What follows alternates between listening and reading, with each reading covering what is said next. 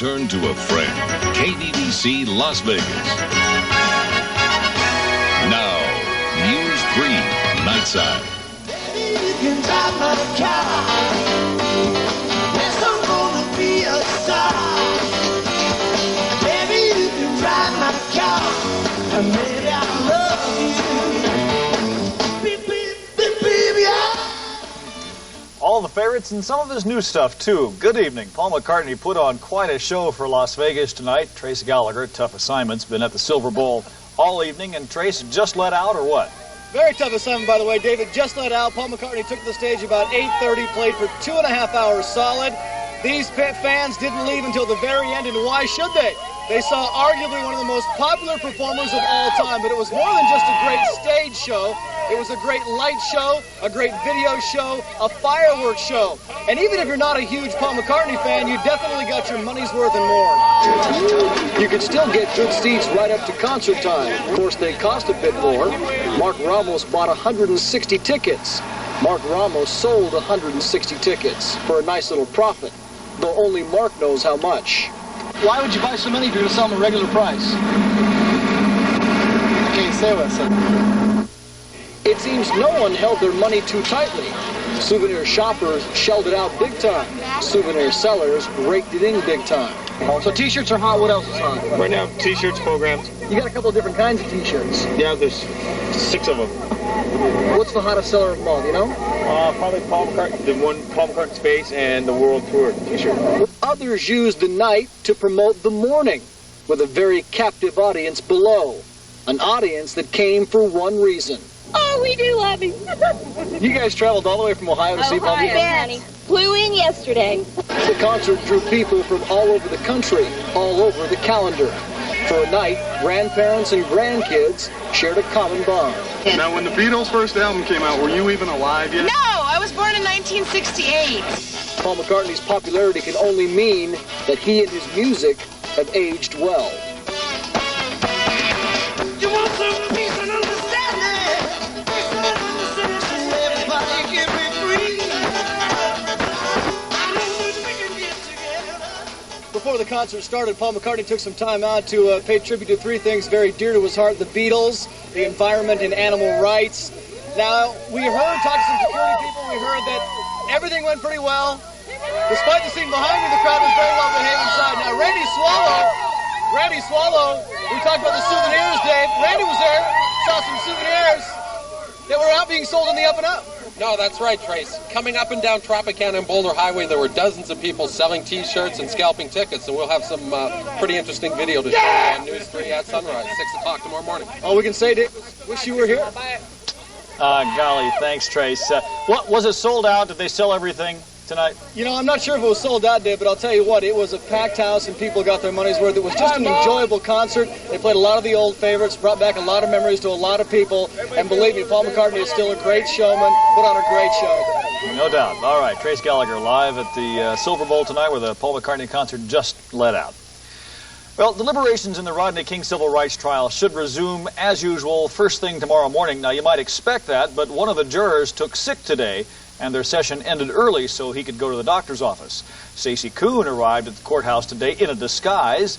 The defendants and their lawyers are all getting a little punchy during the long wait for a verdict. They're supposed to stay close, but when the judge summoned everyone at noon to explain the juror's illness, Ted Brasino and his attorney were late getting there. The judge told them to stay a little bit closer. No one's sure what the nature of the juror's illness is. One of the alternate jurors could end up sitting in, but if so, deliberations may have to start all over again. Meanwhile, security around the courthouse continues to build. Today, officers with bulletproof vests and shotguns appeared. A couple of tense moments within just the last half hour for Metro Police. There was a report that a patrol car was fired on in the 400 block of 28th Street. They caught up with the suspect. They're questioning him now. Still not clear if he was purposely or maliciously firing at the officer. Now, the worst case on the Nightbeat tonight was a head-on collision at high speed near Buffalo and Craig. 7 people transported to UMC with various injuries. 2 were critical, one with bad head injuries after being thrust through the windshield. There's been family fights all over town, 1 arrest for domestic violence in Henderson, About 3 DUI arrests all around the valley tonight. There have been virtually no serious traffic or health problems surrounding the concert, but it is just now getting out, so police and rescue are crossing their fingers on that one. Neighborhood disturbances, juvenile problems here and there on the Nightbeat, some fender benders, but no fires. And that's Nightbeat for tonight. A case that some say underscores a feud between Sheriff Moran and the Mirage's Steve Wynn is coming before the Gaming Control Board. Casino host Charlie Meyerson is at the center of the issue. Metro Police stepped in a couple of years ago when, they claim, Meyerson comped known mobsters. Moran was not able to boot Meyerson from gaming last year, but now the Control Board is trying to decide whether it's reasonable to expect that hosts know about the personal lives of the gamblers they're bringing in. The casino industry is watching this one closely. Mirage owner Steve Wynn is expected to testify tomorrow.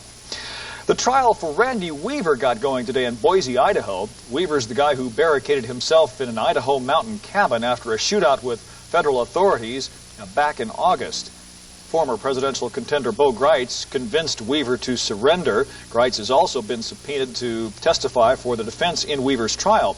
Lawyers finished opening arguments today. The prosecution will start calling their witnesses tomorrow. Yosemite National Park challenges climbers and hikers all the time.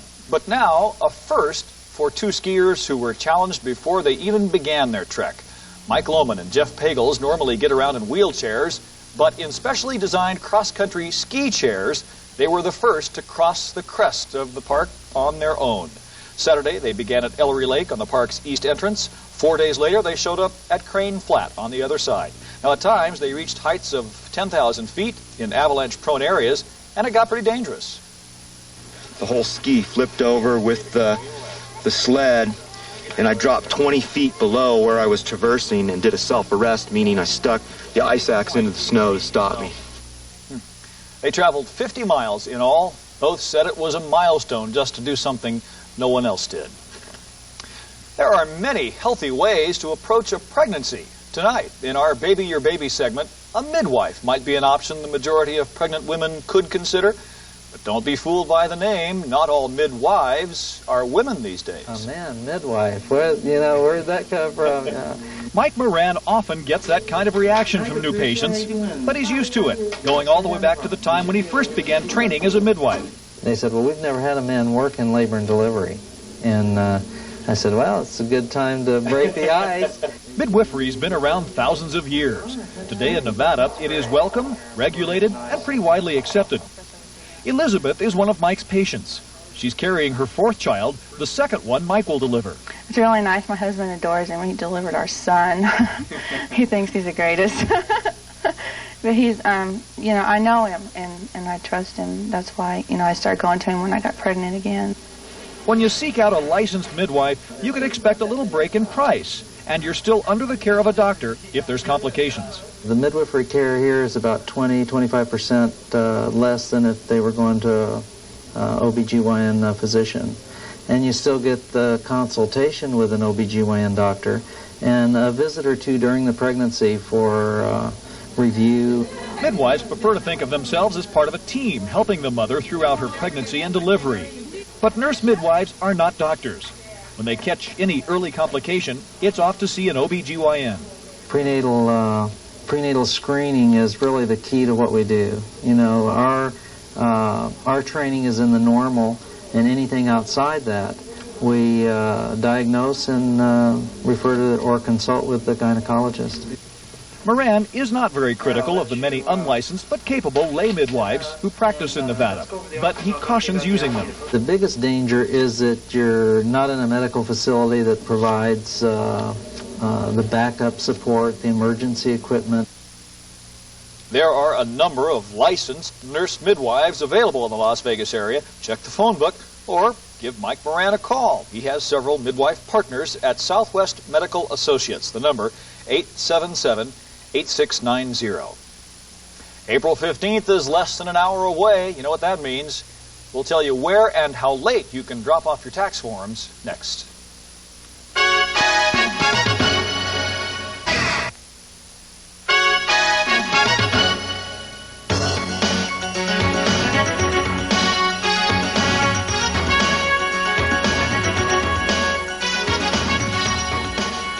Two things are inevitable in life, so if you don't plan on dying tomorrow, you can plan on paying your taxes. A lot of folks seem to be waiting till the last minute. The IRS says, as of last Friday, about 45 million taxpayers had not filed. If you are in the procrastinator group, we've got some important information for you. The main post office on Sunset Road will be open from 6:30 a.m. to midnight tomorrow, and curbside service will be available. During that time, 2 IRS agents will be at the main post office to answer your questions.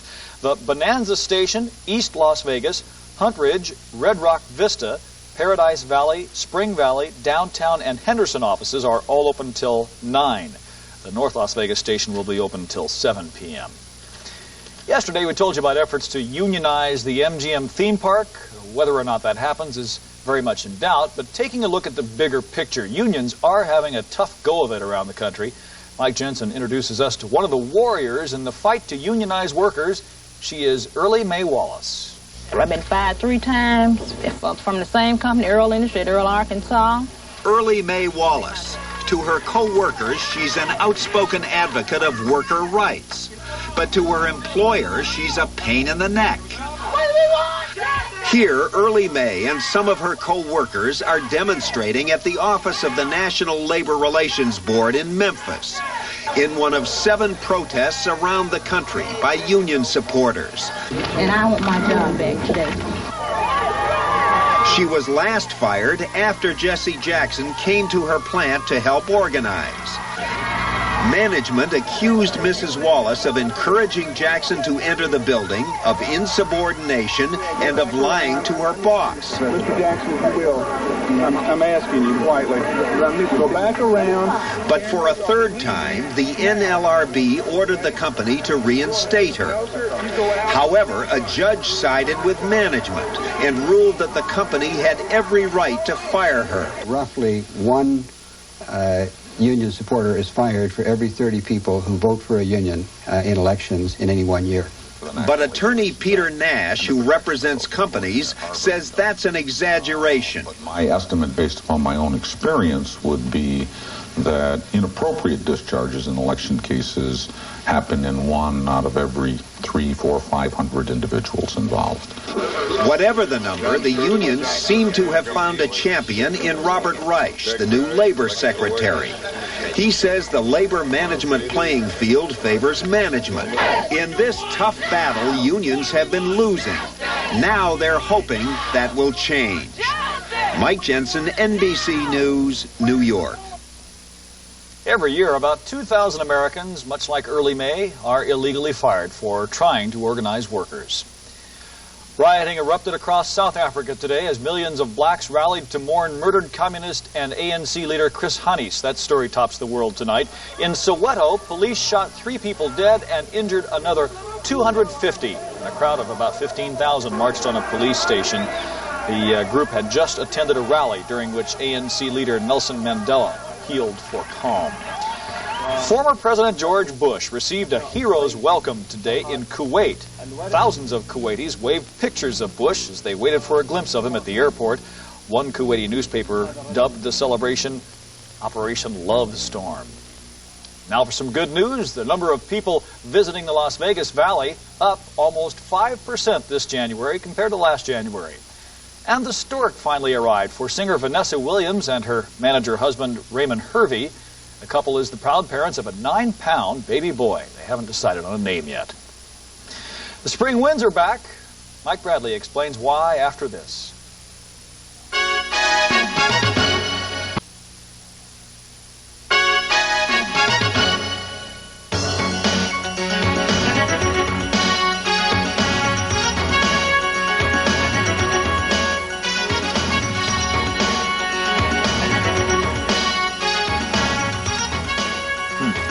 That way these days. No. A couple of years. I bet you Nolan Ryan was a Beatles fan back in the 60s. Talk about looking good at your age. Nolan Ryan and Paul McCartney. And Nolan Ryan's substantial smoke had to battle not only the Orioles, but the weather in Arlington. Top of the 1st inning, Ryan on the hill, Glenn Davis at the plate. Davis will single through the left side. The ball's going to hydroplane into the outfield. Mike Devereaux scores 2-0 O's. Ryan kept battling. He'll crank it up and sit him down with the best of him when he's on. Orioles jump down to a 6-1 advantage. Fly ball to right. Jose Canseco isn't much for defense anyway, but he could have used a life preserver on this thing. He gets all turned around. It's a mess. Drops to score. Rangers kept roaring back. Anybody have an oar, scuba gear, boating license, anything? Look at that mess. A quagmire. Baltimore holds on. The final on this one, 6-5. Rain in Minnesota and Chicago. Postpone that one. Seattle in 10 beats the Jays 10-9. California all over Milwaukee 10 better. Boston beat Cleveland. Yankees a run better earlier in the day than the Royals. 8 games, 7 wins, and the Phillies have done it with their bats. A win tonight would give them their best start since 1915. Nolan Ryan's rookie year, perhaps. At the Vet, both teams no doubt distracted by this. Someone, please find this man a shirt. Phillies' John Kruk keeps on Krucking. Single through the middle, scores a run. Phillies had 3 hits each from Wes Chamberlain and Mariano Duncan. It was their usual barrage at the plate. Reds suffered their first road sweep to the Phils in 25 years. Reds have lost 6 of 7. Rough start. The final in this one, 9-2. And Houston beat Montreal. At San Diego, most convenient bounce on the night. Sharp grounder off the pitcher's shoe. Over to short, a 1-6-3 put out. Padres didn't put out much else, losing once again to Pittsburgh. Worse than last night, 11-7 your final. In 13, even Vin Scully's voice may be getting hoarse. It's 1-1 with the Cardinals.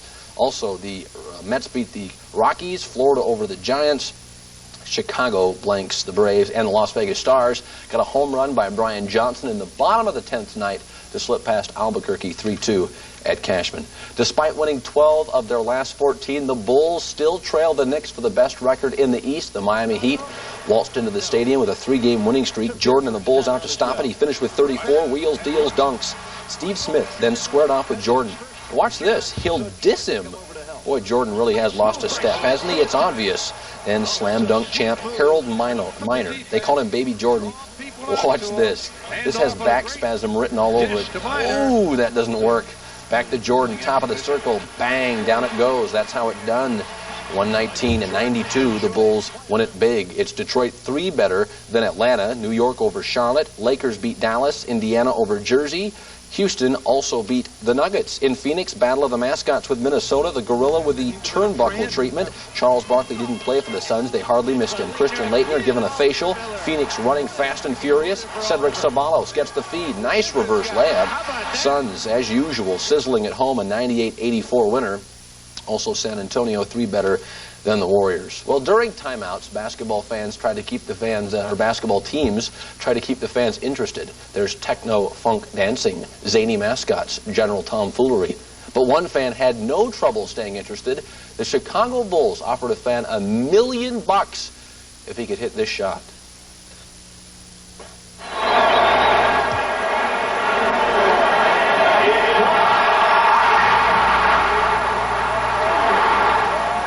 On Calhoun from Bloomington, Illinois, buried it. He may be the only guy who gets paid more per shot than Michael Jordan. And the person who picked him, the promotions person for the Bulls, said they did so because he had cool shoes. Whatever, he's $1 million richer.